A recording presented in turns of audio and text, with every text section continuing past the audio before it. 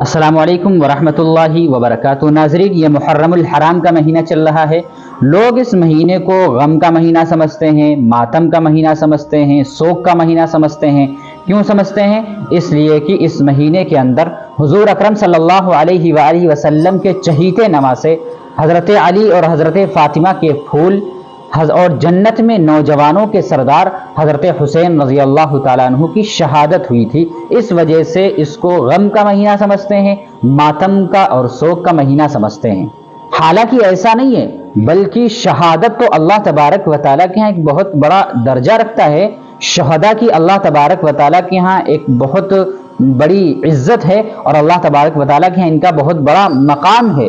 اور اللہ تبارک و تعالیٰ نے شہداء کے بارے میں خود قرآن کریم میں فرمایا کہ وَلَا تَقُولُوا لِمَنْ يُقْتَلُ فِي سَبِيلِ اللَّهِ أَمْوَاتٌ بَلْ أَحْيَاءٌ وَلَكِنْ لَا تَشْعُرُونَ، کہ شہیدوں کو تم مردہ مت کہو، جو اللہ کے راستے میں شہید ہو گئے ہیں تم ان کو مردہ نہ کہو، بلکہ وہ زندہ ہیں اور تم کو اس کا احساس نہیں ہے۔ تو اللہ تبارک و تعالیٰ خود قرآن کریم کے اندر فرما رہا ہے کہ شہداء زندہ ہیں، مردہ مت کہو ان کو۔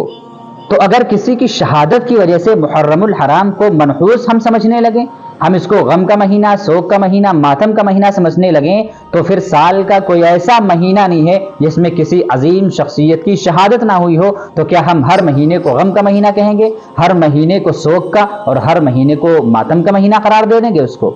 ایسا نہیں ہے۔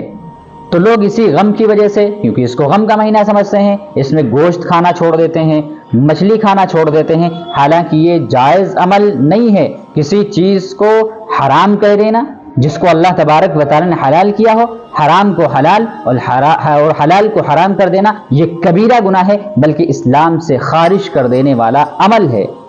تو جن چیزوں کو اللہ تبارک و تعالی نے حلال کیا وہ حلال ہیں، اور جن چیزوں کو حرام کیا ہے وہ حرام ہے۔ ہم لوگوں کے کہنے کی وجہ سے کہ محرم کے مہینے میں مچھلی کھانا حرام، گوشت کھانا حرام، یہ بالکل ناجائز اور حرام ہے، بلکہ اس سے آدمی اسلام سے خارج ہو سکتا ہے۔